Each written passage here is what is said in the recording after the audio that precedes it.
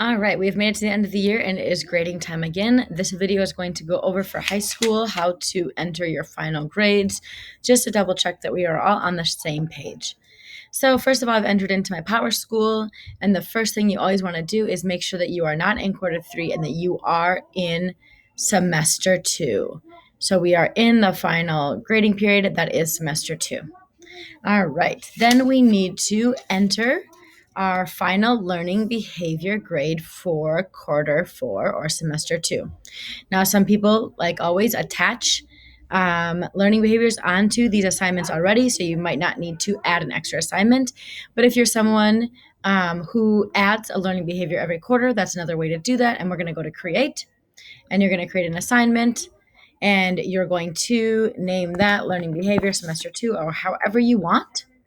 This is going to be a summative assignment. It is collected only. Let's navigate to the standards tab. And I just want to remind you that we do not ever add a grade to a standard that is of the top level when it has subcategories. You only want to add to the subcategory. So I can only select the ones below the responsibility and work habits. That is because some people want to grade separately, all these, and then they all average up to the main one. But if you want to just do a generic one, right here, general responsibility and work habits is what you will select. So I select the general ones, and then I save and close, and I will grade my students. That makes sure that my learning behaviors are done.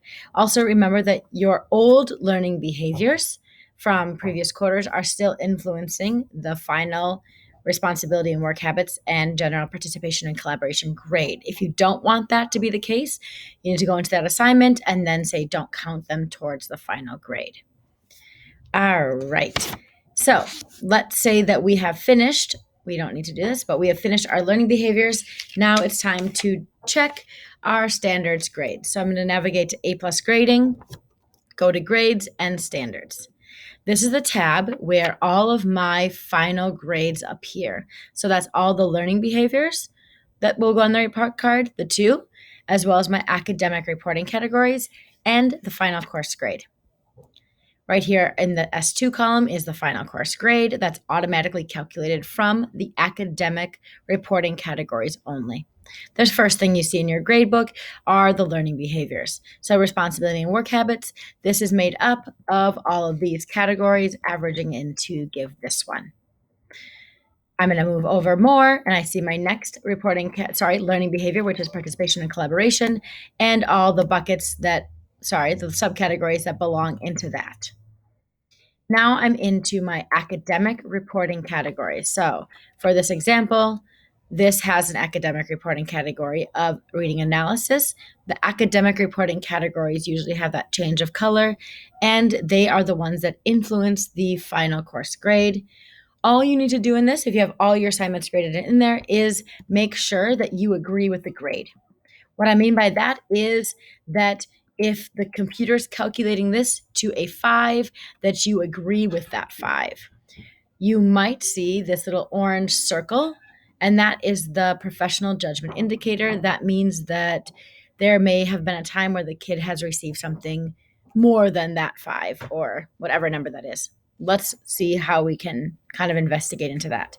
When I want to look at a grade to make sure that, yes, I want to give this a 5, what assignments have influenced it, I can simply click on this little graph, and it's going to show me the trend of the student's grade. So you can see that it was a 4, a 5, and then a 6, and then a 5. If you disagree with this 5, you could overwrite it right here and change it. And you can see what assignments were given on that. So that's how you see what that grade was and why it was that way. So your job is to check over the academic reporting categories, make sure that you agree with all of them, and then you can finally look at that S2 column. So this is where the course grade is. And if you remember, this is also where your comment will go. So I always like to use the high school standard-based grading tips or handbook and see what's going to be due. So we have to give all generic comments for all reporting categories. So in here, I'll probably just write my generic comment and then do fill all. And let's look. So for semester 2, For year-long classes, teachers write individual student comments only for those that are receiving a 3 or below. Okay, so only if it's a 3 or below. So for quarter and elective semester-long classes, they get a generic course comment and the individual one. So depending on your course, you'll have to decide if you have to give the generic or just the generic and the individual. So in addition. So here's where I can double check my course grade. If I want to override it, I can do that here. Otherwise, I just leave it as is. When you are giving, if you are in a situation where you need to give individualized comments, I do suggest that you watch that comment bank tutorial. Otherwise, I'm going to show you 2 more screens that people do find helpful. So as you're navigating this finals screen, this does show you all your students and all their grades at once, but it can be quite annoying because you have to go to many pages to see everything. Another place I like to go is to students, and then I simply click on the standards progress, and this is going to show me individual student by student, their report card and all the grades that have been given over time. So here I'm in one student and I can see quarter 1, semester 1, quarter 3, and semester 2 grades and what they'll be getting on their report card. Remember, for learning behaviors, we all use the reporting categories. Only that top level appears in the report card, not the subcategories. If you only have academic reporting categories at the top level, those will be the ones that appear. If you have subcategories, those will not appear. So that student standards progress is another tab that I like to use in PowerSchool quite often. All right, so let's recap everything. The first thing you need to do is add your learning behavior if you haven't done so already.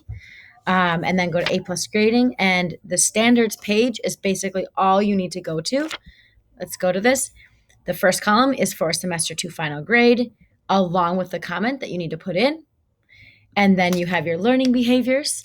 Only this top tier goes on to the report card. And as you navigate to the right, you'll find your academic reporting categories. And if your grades are all up to date, you just need to confirm that that is the way you want it. Please do reference the standard-based grading handbook. You can see where the dates are that they are due. So you can see the learning behaviors will be due by June 18th. You'll see the end of the semester is June 23rd.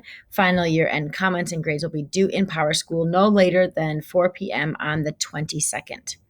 You can also see here, remember we have some special classes. If you're a links or a workshop class, you have to give learning behaviors and then an overall pass, fail, or incomplete.